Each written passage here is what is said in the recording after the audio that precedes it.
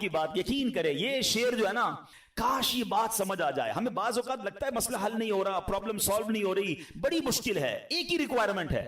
شاعر مشرق لکھتے ہیں اگر آج بھی ہو ابراہیم سا ایمان پیدا. کیا کنڈیشن ہے؟ لیول آف ایمان اگر وہ ہو جائے نا, توکل, ٹرسٹ, اگر آج بھی ہو ابراہیم سا ایمان پیدا, آگ کر سکتی ہے انداز گلستان پیدا. آج بھی آگ گلزار بنے گی, آج بھی آپ کی پرابلم سالو ہوگی, بس ایمان وہ چاہیے, لیول وہ چاہیے جو حضرت ابراہیم علیہ نبینا علیہ الصلوۃ والسلام کو عطا کیا. تو اس واقعے سے اللہ کی رضا پر راضی رہنا, مشکلوں پر صبر کرنا اور امتحان پر اپنے آپ کو اسٹیڈ فاسٹ رکھنا, یہ ہمیں قرآن سکھا رہا ہے. اور اے میرے پیارے اسلامی بھائیوں, آج کل ہمارا بہت بڑا مسئلہ کہ ٹرسٹ ڈیفیسٹ ہے. ہمیں دنیا والوں پر بھروسہ ہے, ہمیں رب پر بھروسہ. ہم سب پر بھروسہ کرتے ہیں, ہم رب پر بھروسہ نہیں. ہماری جو ہے نا اللہ سے دوستی کمزور ہو گئی. ہمیں لگتا ہے نہیں یار یہ مسئلہ کیسے, جب تک یہ بندہ نہیں ملے گا نا, جب تک یہ فون نہیں کرے گا, جب تک اس سے میرا کانٹیکٹ ڈیولپ نہیں ہوگا, میرا کاروبار ہی نہیں بڑھے گا, میرا مسئلہ ہی حل نہیں ہوگا. یہ ہماری بھول ہے. میں آپ کو کچھ انشاءاللہ حدیثیں سناتا ہوں, پھر اس ٹاپک پہ مزید بات کرتے ہیں کہ اللہ کے حبیب علیہ الصلوۃ والسلام کیا فرماتے ہیں. اللہ کے نبی علیہ الصلوۃ والسلام فرماتے ہیں یہ جو یہ توکل ہے نا, اس کے بارے میں آپ فرماتے ہیں کہ اگر تم ایسا توکل کرو کہ جیسا توکل کرنے کا حق ہے, تو اللہ کریم تمہیں ایسے عطا فرمائے گا جیسے پرندوں کو روزی عطا فرماتا. اب یہ اتنے سارے پرندے ہیں, ان کی روزی کا انتظام کیا ہے؟ اتنا کمال کا یہ اسٹڈی اگر آپ کریں, اور حدیث میں آیا نا کہ اللہ ایسے روزی دے گا جیسے پرندوں کو دیتا ہے. کبھی بھی آپ کے گھر میں بھی کوئی پرندہ ہو, آپ نے اس کے گھونسلے میں دیکھا کوئی چھوٹی سی اس نے کبٹ بنائی ہوئی ہو اور 2-4 دن کا چارہ جمع کیا ہو, کسی پرندے کے پاس دیکھا ہے؟ نہیں. اس کا مطلب یہ ہوا کہ 800 ارب پرندے اپروکسیمیٹلی ڈیلی صبح گھر سے نکلتے ہیں, اپنے درختوں سے اڑتے ہیں, اور جب شام واپس آتے ہیں ان سب کو اللہ پاک روزی دے چکا ہوتا ہے. توکل کا لیول دیکھیں نا, توکل ہے نا, ان کو کل کا جمع ہی نہیں کرنا. ہمارے کبڈز بھرے ہیں, ہمارے اکاؤنٹس بھرے ہوئے, ہماری جیبوں میں پیسے, ہمارے اناج کے ڈبے کھولے کچن میں تو کچھ نہ کچھ نکل آئے گا, مگر فکر ہی ختم نہیں ہوتی. کال کرو تھینو, پرسوں کیا ہوگا, 1 سال بعد کیا ہوگا, بچہ بڑا ہو جائے گا تو کیا ہوگا, یہ بوڑھا ہو جاؤں گا کیا ہوگا, میں مر جاؤں گا تو کیا ہوگا. ارے اللہ کے بندے, سارے کام ہمارے سوچنے کے ہیں ہی نہیں. جس رب نے پیدا کیا ہے مجھے, وہ مجھے دے رہا ہے. جس نے بچوں کو پیدا کیا اس کو بھی دے گا. بچی پیدا نہیں ہوتی, ہماری ٹینشن شروع ہو جاتی ہے اس کی شادی کا کیا ہوگا. ارے بھائی ابھی تو پیدا ہوئی ہے, تو ابھی سے ٹینشن لینے شروع کر دی ہم نے. نہیں, اللہ پر بھروسہ, یقین, وہ کریم ہے, وہ مالک ہے, ساری دنیا کو عطا کر رہا ہے, مجھے بھی دے گا. بڑا خوبصورت جملہ علماء کہتے ہیں, وہ چونٹی کو کن دیتا ہے اور ہاتھی کو من بھی وہی دیتا ہے. ہاتھی کی خوراک دیکھی ہے, وہ منو کھاتا ہے, چونٹی ذرہ کھاتی ہے, وہ ذرے چونٹی کو ذرہ بھی پہنچا دیتا ہے اور ہاتھی کو منو بھی پہنچا دیتا ہے, تو وہ مجھے بھی دے گا, بس لیول چاہیے. ایک اور بڑی خوبصورت حدیث پاک ہے, اللہ کے نبی علیہ الصلوۃ والسلام فرماتے ہیں جس کو یہ پسند ہو کہ وہ لوگوں میں سب سے زیادہ قوی ہو جائے. ہم میں سے بہت سارے لوگ بڑے کمزور ہوتے ہیں, ڈر جاتے ہیں, خوف زدہ رہتے ہیں, یہ ان کے لیے حدیث کا پارٹ بڑا زبردست ہے. آپ فرماتے ہیں جو یہ چاہتا ہے کہ سب سے زیادہ قوی ہو جائے تو اسے چاہیے کہ اللہ عز و جل پر توکل کرے, اور جس کو یہ پسند ہو کہ وہ زمانے میں باعزت ہو جائے اسے چاہیے تقوی اختیار کرے, اور جس کو یہ بات پسند ہو کہ سب لوگوں سے زیادہ دولت مند ہو جائے تو اپنے پاس موجود شے سے زیادہ اس پر اعتماد کرے جو اللہ تعالیٰ کے دستے قدرت میں. ہم اپنے مال پر بڑا بھروسہ کر رہے ہوتے ہیں, یار بھائی دیکھو پیسے جمع کر لو, مصیبت میں کام آئیں گے. ہاں کوئی بیمار ہو گیا نا تو اچھا ڈاکٹر کر سکو گے, مکے مدینے جانا ہے نا تو حج کے لیے پیسے چاہیے گے. یہ بھول ہے ہماری. مجھے بتائیے, آپ کے پاس کروڑوں روپے ہیں, آپ دنیا کا بیسٹ ڈاکٹر ہائر کر لیں, بیسٹ ہاسپٹل میں چلے جائیں, اللہ نے شفا نہیں دینی تو نہیں دینی. ہاں مجھے کووڈ کا زمانہ یاد آ گیا, پیسے کم تھے لوگوں کے پاس, منتیں کر رہے تھے کہ ہاسپٹل میں کمرہ مل جائے, بیسٹ کمرہ لے لیا, سلنڈر لے لیا, بڑی سورسیں لگتی تھی. مجھے یاد ہے اچھی طرح, مجھے دبئی سے کال آئی تھی, بہت اچھے ہمارے دوست ہیں, اللہ نے ان کو بہت نوازا ہے, بہت نوازا, اور مطلب وہ بندہ ایسا کہ پورا ہاسپٹل خرید سکتا ہے. اس نے مجھے فون کیا کہ عبدالحبیب بھائی میرے چچا جو ہیں کووڈ ہو گیا ان کو. اس کو بڑا خوف تھا کراچی میں, پورا کراچی لاک ڈاؤن میں تھا. کہہ رہا یار کچھ کر دیں, جتنے پیسے خرچ ہوتے ہیں بتائیں, ان کو کوئی کمرہ, ان کو کوئی ہاسپٹل میں جگہ نہیں مل رہی ہے, سلنڈر نہیں مل رہا, کچھ کریں. یعنی وہ کروڑ 2 کروڑ 5 کروڑ بھی خرچ کر دیتے, کچھ نہیں ہوا. اور 2 سے 3 دن بعد ان کا وصال. کدھر گئے پیسے, کدھر گئی سورس, یاد رکھیے گا. اور آپ نے بھی دیکھا ہے, میں نے بھی دیکھا ہے, بندے کے پاس کچھ نہیں ہے, ڈاکٹر کہتے نہیں بچے گا. میں کل ایک مریض سے مل کے آیا ہوں, کبھی کہیں گے تو آپ کو انشاءاللہ یہاں لا کے ان سے بات کرواؤں گا. مجھے کہتے ہیں میری رپورٹ میں نے ڈاکٹر کو دکھائی کہ 3 مہینے ہیں تمہارے پاس, 3 مہینے. کل رات میری ملاقات ہوئی, کہہ رہے اس بات کو 4 سال ہو گئے ہیں. ہیں میں انہوں نے اپنے روحانی علاج کچھ کیا, وظائف پڑھے, مجھے بتایا سارا, انہوں نے پورا سسٹم بتایا. میرا رب چاہے نا, انہوں نے اس کے بعد میں نے کوئی بایوپسی نہیں کرے. لیور کینسر کہہ رہے تمہیں ٹرانسپلانٹ کرا لو ورنہ 3 مہینے. کہتے نہ میں نے بایوپسی کرائی نہ میں نے کیمو کرائی, مجھے کچھ وظائف ملے, میں نے وہ وظائف کیے.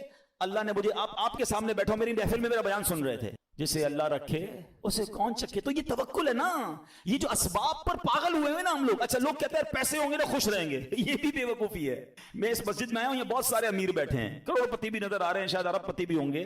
یہ بھی بھول ہے, یہ ہمارے کچھ اسلامی بھائی کو انفیریٹی کمپلیکس ہوتا ہے, یار پیسے ہوں گے نا تو ذرا خوشی ملے گی. یہ بے وقوفی ہے آپ کی. پیسوں سے خوشی نہیں ملتی. اگر پیسوں سے خوشی ملتی ہوتی نا, دنیا میں کوئی امیر غمزدہ نہ ہوتا. میں آپ کو ایک بڑی عجیب بات کہنے جا رہا ہوں, بڑی تجربے کی بات کہنے جا رہا ہوں. دنیا میں جو ہے نا ہر کوئی سخی نہیں ہوتا. زندگی کی گاڑی مسائل کے پہیوں پر ہی چلتی ہے. امیر کے دکھ اور ہیں, غریب کے دکھ اور ہیں. ہاں مشہور آدمی کے دکھ, آپ کو کوئی مشہور لگتا ہے نا, اوئے ہوئے کیا فیم ہے بھائی, جدھر جاتا ہے لوگ جمع ہو, اس سے پوچھو وہ لائف کیسے گزار رہا ہے, اس کی ٹینشن اور ہیں. جس کو کوئی نہیں جانتا اس کی ٹینشن اور ہے. کاروبار کرنا چاہیے جناب, کاروبار میں بڑو مزو ہے. کاروباری کے دکھ اور ہیں, نوکری والے کے دکھ اور ہیں. تو یہ دنیا مسائل کے ساتھ ہی چلے گی. آپ کو اللہ کی رضا پر راضی رہنا ہے. آپ دوسروں کی مسکراہٹ دیکھ کر سمجھتے ہیں یہ سب سے زیادہ خوش ہے, کبھی بیٹھو اس سے اس کے دکھ پوچھو, پریشان ہو جاؤ گے. ہمارا تو کام ہی یہی ہے نا, آپ یقین کریں. کبھی کبھی کسی کے گھر جاتے ہیں نا, بڑا بنگلہ, وہ بڑا 15 کروڑ کی گاڑیاں کھڑی ہیں, باہر گارڈ کھڑے ہیں.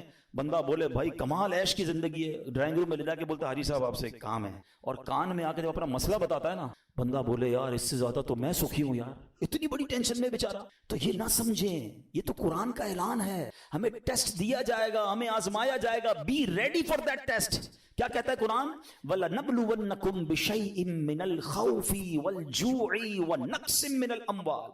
کمال دیکھیں, رب نے یہ فرمایا ہم تمہیں عنقریب آزمائیں گے. اچھا یہ نہیں کہا کہ آزمائیں گے کسی بھی چیز سے, لسٹ بھی دے دی ہے, کوسچن پیپر ڈکلیئر ہے. وَلَنَبْلُوَنَّكُمْ بِشَيْءٍ مِّنَ الْخَوْفِ, تمہیں خوف آئے گا. کبھی دشمن کا خوف آتا ہے, کبھی بدنامی کا خوف آتا ہے, کبھی لگتا ہے یار یہ چیز خراب ہو جائے گی. وَالْجُوعِ, تمہیں بھوک لگے گی, تمہارے پیسے کم ہو جائیں گے, غربت آ جائے گی. پھر کیا فرمایا, نقص من الاموال, تمہارے مال کم ہو جائیں گے, شپمنٹ خراب ہو جائے گی, کوئی مال لوگے وہ مال بیکار ہو جائے گا, آپ کا آرڈر خراب ہو جائے گا. ہوتا ہے کاروبار میں. پھر کیا فرمایا, الانفس والثمرات, تمہاری باڈی میں پرابلم آئے گی, چلتے چلتے بیماری آ جاتی ہے. بندہ کہتا ہے یار کچھ سب چیزیں سیٹ تھی, یہ کیا ہو گیا, یہ کیا نکلا ہے ٹیسٹ کے اندر, یہ تو ہونا. پھر کیا فرمایا, والثمرات, تمہارے پھل خراب ہو سکتے ہیں. کیا خوبصورت قرآن نے پہلے سے بتا دیا ہے. مگر اس ٹیسٹ میں جو پاس ہوگا, کیا فرمایا, وبشر الصابرین, خوشخبری صبر والوں کے لیے. Be ready for that test. اور اس ٹیسٹ سے جب آپ گزر جاؤ گے نا, پھر کیا فرمایا, الذین اذا اصابتهم مصیبہ قالوا انا للہ وانا الیہ راجعون. جب ان پر کوئی مصیبت آتی ہے تو کہتے ہیں ہم اللہ ہی کا مال ہے, اللہ ہی کی طرف لوٹ جانا. تو اللہ کرے کہ ہمارا یہ مائنڈ سیٹ بن جائے کہ جب ہمارے اوپر کوئی, ہمیں جیسے پتہ چلنے یار لاس ہو رہا ہے, دشمن سامنے آ گیا ہے, کوئی باڈی میں پرابلم آ رہی ہے, کوئی ٹینشن آ رہی ہے, تو الارم بج جائے, میرا ٹیسٹ شروع ہو گیا, میں نے وبشر الصابرین کا مجدہ لینا ہے, ان اللہ مع الصابرین کا انعام لینا ہے. میرا یہ ٹیسٹ ٹائم آ گیا ہے, اب مجھے ثابت قدم رہنا ہے, اب مجھے شکوہ نہیں کرنا ہے, اللہ کی رضا پر راضی رہنا ہے. یقین جانو جس دن آپ نے یہ ٹیسٹ پراپر پاس کر لیا, اس کے بعد ایسی خوشخبری ملنی ہے کہ آپ کی عقل حیران ہو جانی. بس ہمیں اللہ پر بھروسہ رکھنا ہے, اللہ پر یقین رکھنا ہے, اور وہ رب کیسے عطا فرماتا ہے. سبحان اللہ. ایک اور ایمان افروز واقعہ سنیں, پھر میں آپ کو ایک کمال کی آیت سناؤں گا. ہوا کیا, ایک بزرگ تھے حضرت حاتم اسم, بہت بڑا نام ہے, ٹھیک ہے. ان کا توکل بہت کمال کا تھا. ایک رات اپنے رفقا سے, اپنے دوستوں سے بات کر رہے تھے, تو حج کا ذکر نکل آیا, تو ان کے دل میں بھی حرمین طیبین جانے کی تڑپ بڑھ گئی. تو گھر تشریف لائے اور اہل خانہ سے کہتے ہیں اگر مجھے اجازت دو تو میں حرمین طیبین چلا جاؤں. تو بیوی بچوں نے کہا کہ ہمارے پاس تو پیسے ہی نہیں ہیں, فاقے چل رہے ہیں, اور آپ مکے مدینے جانے کی بات کر رہے ہیں, اور آپ چلے گئے تو ہمارا پیچھے کیا حال ہوگا. بھروسہ اللہ پر نہیں ہے, اسباب پر, چیزوں پر. تو وہ ایک چھوٹی بچی تھی, وہ کیا کہتی ہے, اگر تم لوگ اجازت دے دو تمہارا کیا جائے گا, یہ جہاں جانا چاہتے جانے دو, یہ رزق دینے والے تھوڑی ہیں. کہتے یہ رازق تھوڑی ہیں, رزق ملنے کا وسیلہ ہیں.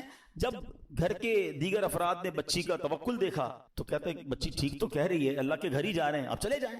حضرت کو اجازت دے دی گھر والوں نے, آپ حج پر روانہ ہو گئے. آپ صبح ہوئی تو آپ کی جیسی حج کی خبر پھیلی تو آپ کے پڑوسی آ گئے, کہیں آپ نے کیا کیا. اس بچی کو برا بھلا کہنے لگے کہ آپ کو اجازت نہیں دینی چاہیے تھی, آپ کے ابو چلے گئے, آپ کے کھانے پینے کے مسائل ہیں. اچھا پہلے ایسا تو نہیں تھا کہ 15-20 دن 40 دن کا حج تھا, کئی مہینوں کا ٹریول ہوتا تھا, جاتے تھے آتے تھے, آلموسٹ 4 to 6 month, ہو سکتا ہے سال کا سفر ہو.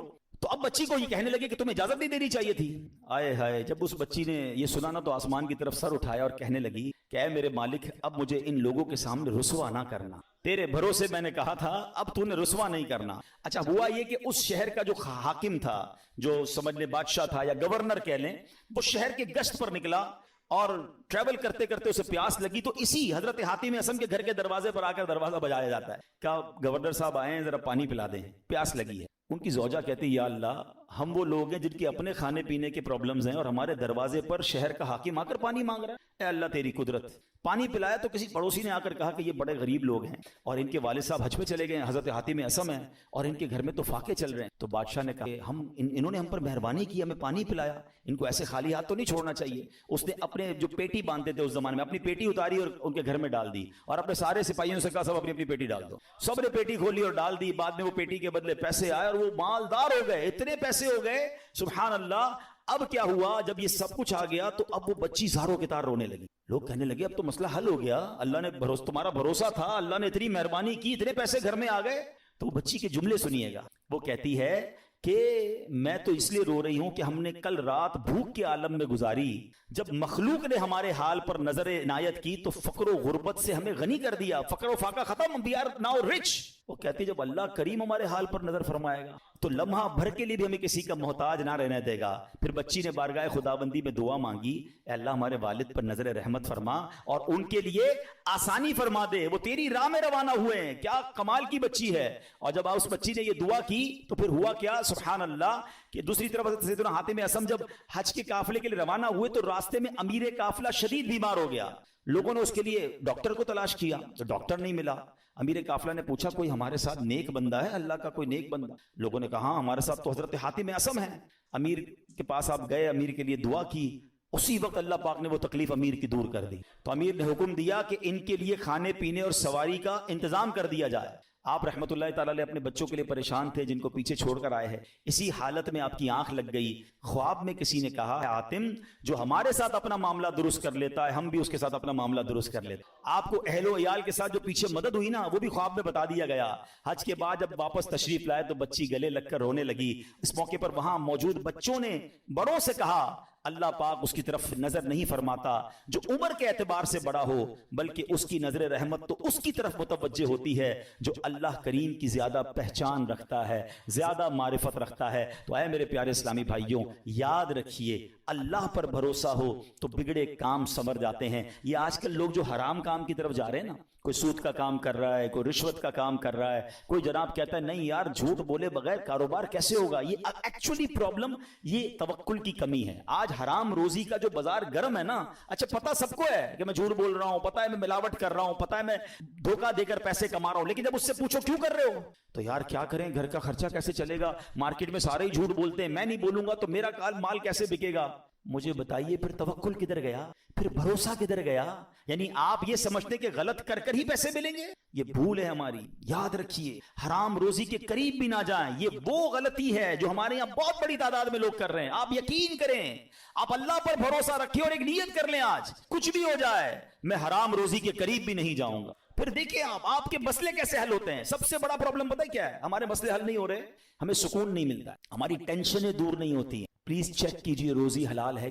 ایک بار حضرت موسیٰ علیہ نبینا علیہ السلام نے ایک شخص کو دیکھا کہ وہ زارو کتار رو رہا ہے, ہاتھ اٹھا اٹھا کر دعائیں کر رہا ہے, یا اللہ یا اللہ یا اللہ. حضرت موسیٰ تو اللہ سے بات کر, آپ نے اللہ سے عرض کی مولا یہ اتنی دعائیں کر رہا ہے, اس کی دعا سن لے, اس کی پکار سن لے, اس کا مسئلہ حل کر دے. اللہ نے فرمایا اے موسیٰ یہ اتنا روئے کہ روتے روتے مر جائے, یہ اتنے ہاتھ بلند کرے کہ اس کے ہاتھ آسمان تک پہنچ جائیں, تب بھی اس کی دعا قبول نہیں ہونی ہے. حضرت موسیٰ نے کہا یا اللہ وجہ کیا ہے؟ فرمایا یہ حرام کھاتا ہے, حرام پہن اور اس کے گھر میں حرام مال. خدا را اس سے ہمت کیجئے, ایک بار آپ بھروسہ کیجئے اللہ. مجھے اندازہ ہے اس طرح کے بیان ہوتے ہیں نا تو ڈبل مائنڈڈ ہو جاتا ہے بندہ, یار بات ٹھیک ہو رہی ہے مگر پورا امپائر کھڑا ہوا ہے, پوری فیکٹری چل رہی ہے, پورا بزنس ہی سود پہ چل رہا ہے, جھوٹ پہ چل رہا ہے, بہت ساری غلطیاں ہیں, کیسے نکلوں؟ اللہ سے مدد مانگ, وہ کریم ہے, وہ ضرور مدد فرمائے گا. ایک اور بات سنیے, یہ بعض اوقات فیملی پریشر کی وجہ سے بھی لوگ حرام کی طرف جاتے ہیں, ڈیمانڈیں ختم نہیں ہوتی نا. ایک اور حدیث پاک سنیے, اللہ کرے میری بہنیں سن رہی ہوں, میری مائیں میری بچیاں سن رہی ہیں, وہ بھی اس حدیث کو سنیں. پیارے آقا علیہ الصلوۃ والسلام نے ارشاد فرمایا لوگوں پر ایک ایسا زمانہ آئے گا کہ مومن کو اپنا دین بچانے کے لیے ایک پہاڑ سے دوسرے پہاڑ اور ایک غار سے دوسرے غار کی طرف بھاگنا پڑے گا. اس وقت روزی اللہ عز و جل کی ناراضگی کے ذریعے ہی حاصل کی جائے گی, یعنی طریقہ بڑا مشکل ہو جائے گا حلال کمانے کا. پھر جب ایسا زمانہ آئے گا تو آدمی اپنے بیوی بچوں کے ہاتھوں ہلاک ہوگا. اچھا بیوی بچے نہیں ہوں گے تو والدین کے ہاتھوں ہلاک ہوگا, اگر والدین نہ ہوئے تو رشتہ داروں اور پڑوسیوں کے ہاتھوں ہلاک ہوگا. صحابہ کرام نے عرض کی حضور وہ کیسے, یعنی بندہ اپنے بیوی بچوں پڑوسیوں ماں باپ کے ہاتھوں کیسے ہلاک ہوگا؟ اب سنیے اللہ کے حبیب علیہ الصلوۃ والسلام فرماتے ہیں وہ اسے اس کی تنگ دستی پر عار دلائیں گے, اس کی غربت پر اسے شرم دلائیں گے, اور تو اپنے آپ کو ہلاکت میں ڈالنے والے کاموں میں مصروف کر دے گا اور انہی کے ہاتھوں ہلاک ہوگا. یہی کہتے ہیں نا گھر والے تم نے کمایا ہی کیا, ابھی تک موٹر سائیکل پر ہو ہیں, ابھی تک جناب تم نے گھر کا فرنیچر چینج نہیں کیا, شادی ہو رہی ہے تم نے سونے کا زیور نہیں بنایا. گھر والوں کا پریشر, دوستوں کا پریشر, پڑوسیوں کے تانے. ایک وقت آئے گا کہ بندہ حرام کاموں کی طرف جائے گا اور پھر اللہ کو ناراض کرے گا اور انہی کے ہاتھوں ہلاک ہو جائے. یہاں میں آپ سب کو ایک بات عرض کرنا چاہتا ہوں, پلیز ایک بات یاد کر لو, پیسہ زیادہ ہونا کمال نہیں ہے, اچھا مال ہونا کمال ہے. ہمیں ہوتا پتہ کیا ہے کہ آپ بعض اوقات کسی امیر کو دیکھتے ہیں آپ کو لگتا ہے یار اتنی گاڑیاں اتنے بنگلے, جناب مزے میں تو یہ ہے, برکت اس میں ہے. نہیں, ایک جملہ آج یاد کر لیں, سب یاد کر لیں, برکت کوانٹٹی میں نہیں ہے, برکت کوالٹی میں ہے. کسی کے پاس اربوں روپے ہیں حرام کے ہیں, سکون نہیں ہے, سو نہیں پا رہا, بچے بیمار, نافرمان, گناہگار, وہ پیسے کس کام کے ہیں؟ اور کسی کے پاس تھوڑے ہیں مگر حلال کے ہیں, سکون کی نیند آتی ہے, بڑی بیماری سے اللہ نے بچایا, بچے اور فیملی نیکوکار ہیں. بتاؤ کون زیادہ سکون میں, کون برکت والا ہے؟ پلیز حلال کی طرف توجہ رکھیں. ہمارا سب کا ایک ہی مسئلہ ہے کہ اگر ہماری دعائیں قبول ہونا شروع ہو جائیں ہمارے سارے مسئلے حل ہو جائیں گے. تو دعائیں کیسے قبول ہوں گی؟ ایک سوال کیا گیا پیارے آقا علیہ الصلوۃ والسلام کی بارگاہ حضور, اور سوال کرنے والے عشرہ مبشرہ میں سے صحابی ہیں, حضرت سعد بن ابی وقاص رضی اللہ تعالیٰ عنہ. کوسچن کتنا پیارا ہے, کہتے حضور میں مستجاب الدعوات بننا. مستجاب الدعوات کس کو کہتے ہیں؟ جو دعا مانگے وہ دعا قبول ہو جائے. کون کون بننا چاہتا ہے ہم میں سے؟ آئے ہائے, بس آپ اس کی خوبصورتی سمجھیں. اگر میں اور آپ مستجاب الدعوات بن گئے, سارے پرابلم سالو نا, whatever problem and calamity come towards me, میں دعا کروں گا ختم ہو جائے گی. ایسا ہی ہے نا. اب نبی پاک علیہ الصلوۃ والسلام نے اس بیوٹیفل کوسچن کا آنسر کوئی بہت بڑا نہیں دیا. اللہ کے نبی علیہ الصلوۃ والسلام نے ون لائنر آنسر دیا. آقا نے فرمایا اے سعد اپنی غذا پاکیزہ کر لو تو مستجاب الدعوات بن. ہائے ہائے, واٹ اے بیوٹیفل وے. بس ہمارا نوالا پاکیزہ ہو, ہمارا رزق پاکیزہ ہو. چھوڑ دو ملٹیپلیکیشن کو, یار وہ آگے بڑھ گیا, میرا تو پھر 2000 گز کا بنگلہ کیسے بنے گا, تو V8 کدھر سے لوں گا, تو جناب اتنا ٹریول کیسے ہوگا, یہ سب چھوڑ دیں. آپ ہمت رکھیں. اور میں آپ کو ایک اور جملہ آج بتا دیتا ہوں, جس شخص نے حرام کو چھوڑا ہے نا وہ نیچے نہیں گیا ہے. دوبارہ شروع میں نے کیا کہا تھا, ایک میرا اور آپ کا کیلکولیٹر ہے, ایک رحمت کا کیلکولیٹر ہے. آپ مجھے ایک بات کا جواب دیں. میں نے کئی بار یہ واقعہ بیان کیا, چلو میں اس کو شارٹ کر دیتا ہوں. ایک مبلغ کو ایک بندہ ملا اور کہتا ہے جناب میں آپ کا بیان سنا اور